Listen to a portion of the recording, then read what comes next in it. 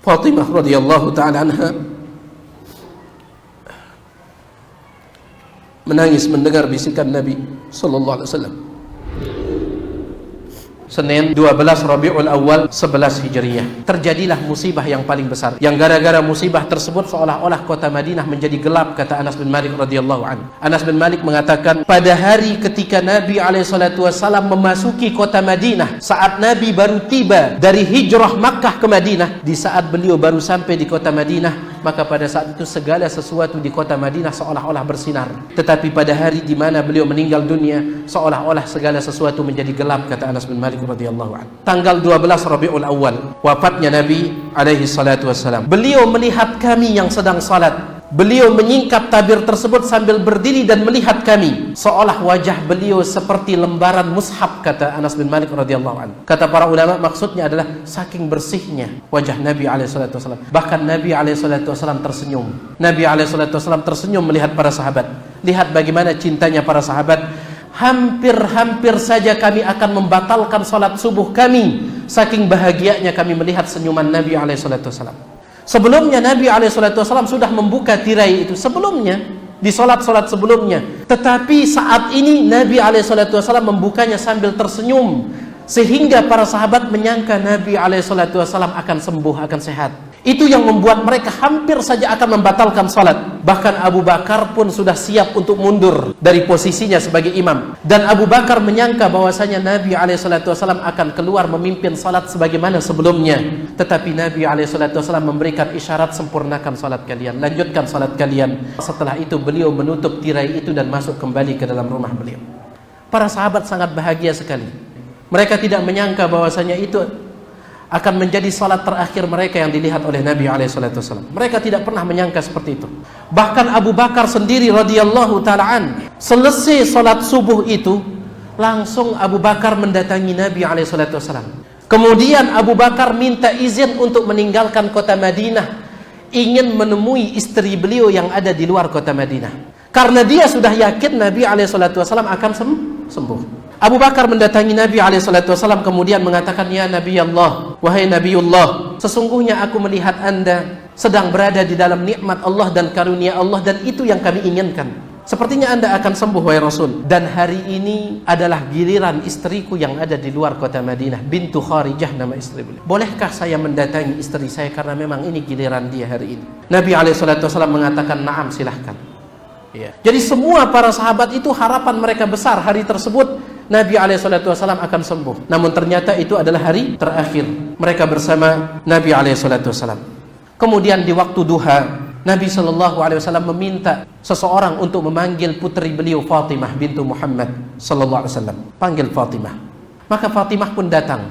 Kenapa Fatimah saja yang dipanggil? Karena anak-anak beliau yang lain sudah meninggal dunia. Semua anak beliau yang lain meninggal dunia di saat beliau masih hidup. Adapun Fatimah, maka dia masih hidup setelah Nabi meninggal dunia, yaitu 6 bulan setelah Nabi SAW meninggal dunia. Fatimah. Setelah Fatimah datang, Nabi SAW meminta Fatimah mendekatkan telinganya karena beliau ingin membisikkan sesuatu kepada Fatimah. Kemudian Nabi SAW mengatakan, membisikkan kepada Fatimah, la aral ajala illa qad iqtarab. Wahai putriku, aku tidak melihat kematian kecuali sudah mendekatiku. Fattaqillaha wasbiri. Wasiatku kepadamu, bertakwa kepada Allah dan bersabarlah. Kalau memang hari ini adalah hari yang terakhir, maka bersabarlah. Fa inni ni'mas salafu ana laki. Sesungguhnya sebaik-baik pendahulu bagimu adalah aku. Maka langsung Fatimah menangis pada saat itu. Iya.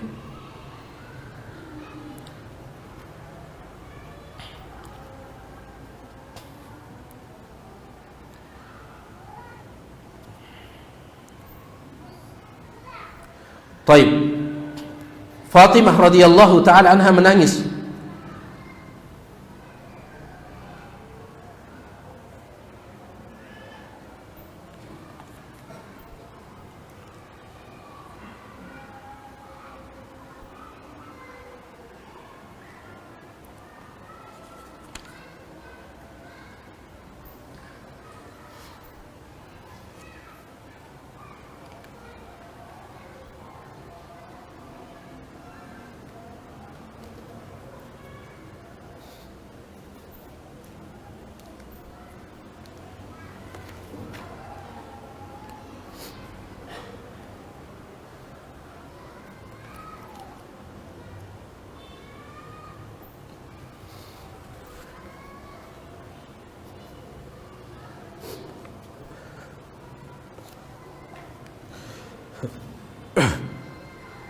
Fatimah radhiyallahu taala anha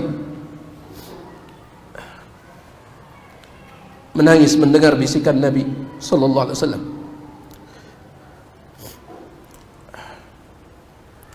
Setelah itu Nabi alaihi salatu wasallam membisikkan lagi kepada Fatimah untuk menghibur putrinya. Kata Nabi alaihi salatu wasallam, "Ya Fatimatu, ala tardayna an takuni sayyidata nisa'il mu'minin aw sayyidata nisa'i hadhihi al-ummah?" Nabi alaihi salatu wasallam mengatakan, "Wahai putriku, tidakkah engkau ridha bahwasanya engkau nanti akan menjadi pemimpin para wanita-wanita beriman, atau dalam riwayat yang lain menjadi pemimpin wanita dari umat ini?" Ini bisikan Nabi SAW yang kedua kepada putri beliau. Meskipun Fatimah sudah dihibur oleh Nabi SAW dengan bisikan yang kedua, tetapi Fatimah tidak bisa menahan kesedihannya. Dia tetap menangis. Apalagi ketika dia melihat Nabi SAW kesakitan, didatangi oleh sakratul maut. Kata Fatimah radhiyallahu taala anha, "Wa karba abatah, sungguh berat sakitmu wahai ayahku." Rasulullah sallallahu alaihi wasallam mengatakan, "Laisa ala abiki karbun ba'dal yaum." Tidak akan ada lagi penderitaan atas ayahmu setelah hari ini.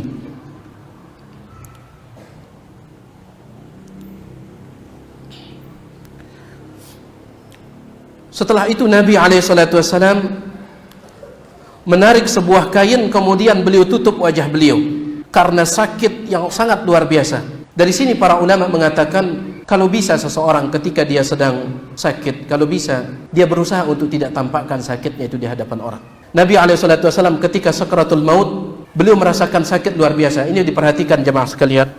Ada sebagian orang mengatakan bahwa Nabi SAW tidak merasakan sakit. Orang soleh ketika meninggal dunia, maka ruhnya itu keluar seperti air yang keluar dari mulut kendi. Tidak kesakitan, tidak seperti itu. Semua orang yang meninggal dunia itu kesakitan. Hanya saja orang yang soleh itu lebih cepat keluar ruhnya, mudah keluar ruhnya. Tapi tetap yang namanya sakratul maut itu sakit, tetap. Dan ini tidak mengurangi kemuliaan Nabi SAW. Justru ini mengangkat kemuliaan beliau. Ingat, disebutkan oleh Imam Ibnu Hajar rahimahullah, kenapa sakratul maut Nabi SAW sangat sakit.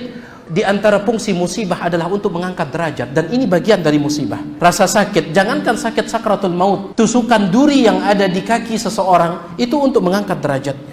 Dan ini untuk mengangkat derajat Nabi SAW.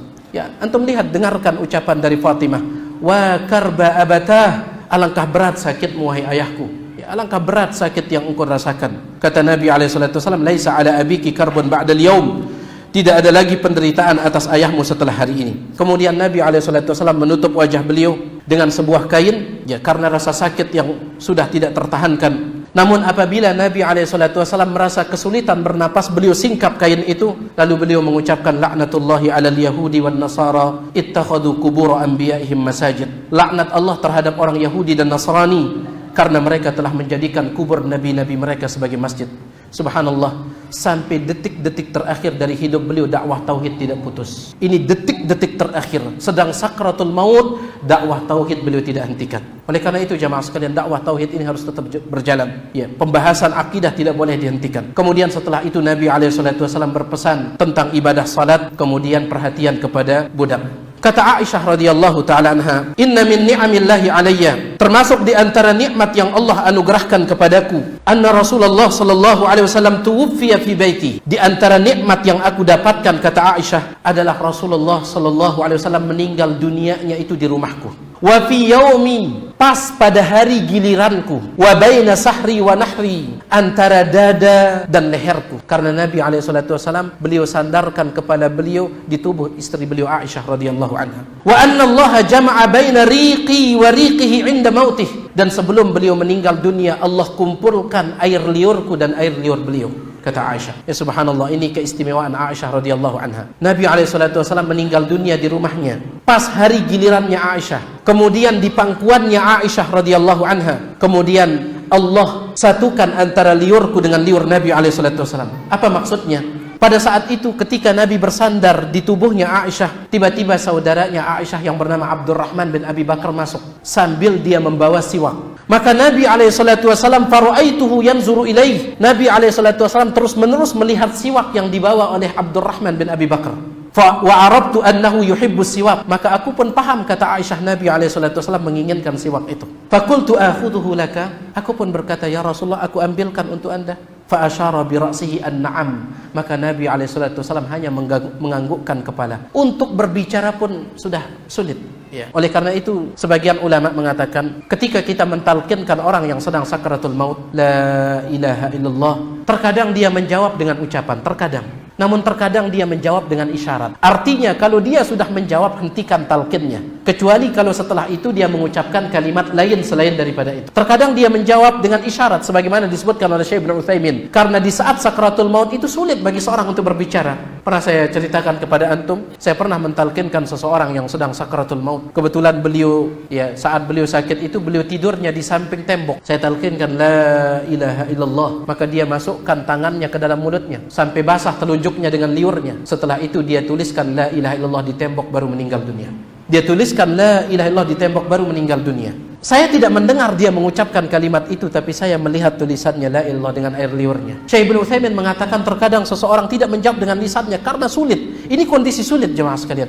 Lihat Nabi SAW kata Aisyah, akhudhu laka. Ya Rasulullah, aku ambilkan siwak itu untuk anda. Maka Nabi SAW fa asyara bi ra'sihi, beliau menganggukkan kepala. Artinya iya, ambilkan. Maka saya pun ambilkan, kata Aisyah. Fashtadda alaihi, ternyata ujung siwak itu masih keras. Wa qultu ulayyinuhu laka. Saya pun berkata, ya Rasulullah, saya lembutkan ujungnya untuk anda. Fa asyara bi ra'sihi, kembali lagi Nabi menganggukkan kepala. Artinya iya. Maka Aisyah pun menggigit ujung siwak itu, melembutkannya. Disinilah air liurnya Aisyah menempel di ujung siwak itu. Setelah itu saya berikan kepada Nabi SAW, maka Nabi SAW menggunakannya bersiwak. Dalam sebagian riwayat, Nabi SAW kalau ada orang yang sakit, maka Nabi SAW mendoakan dia supaya sembuh. Saking sayangnya istri Nabi SAW kepada beliau, keluarga beliau kepada beliau, para sahabat kepada beliau. Di hari tersebut, di saat Nabi SAW sedang bersandar di tubuh Aisyah, ada seseorang berusaha meruqyah Nabi SAW, berusaha mendoakan Nabi supaya beliau diberikan kesembuhan. Maka Nabi SAW menepis tangan orang itu, karena orang itu meletakkan tangannya di tubuh Nabi SAW. Nabi SAW singkirkan tangannya sambil mengatakan, Allahumma gfirli warhamni. Ya Allah, ampunilah aku dan sayangilah aku. Wa alhiqni birrafiq, dan gabungkanlah aku bersama orang-orang yang engkau berikan nikmat. Dalam sebagian riwayat, Allahumma rafiqul a'la, Allahumma rafiqul a'la, Allahumma rafiqul a'la. Dalam sebagian riwayat, firrafiqil a'la, bersama orang-orang yang berada di tingkatan yang paling tinggi. Hatta qubidha wa malat yaduh, sampai tangan Nabi SAW lemas, tangan Nabi SAW. Artinya beliau sudah meninggal dunia. Aisyah radhiyallahu anha pada saat itu menyangka Nabi sedang pingsan. Namun ternyata dalam sebagian riwayat, tiba-tiba jatuh dari mulut Nabi SAW setetes air yang sangat putih, jatuh di dadanya Aisyah dan terasa sangat dingin, membuat tubuhku bergetar, kata Aisyah. Barulah aku sadar beliau bukan pingsan tetapi meninggal dunia.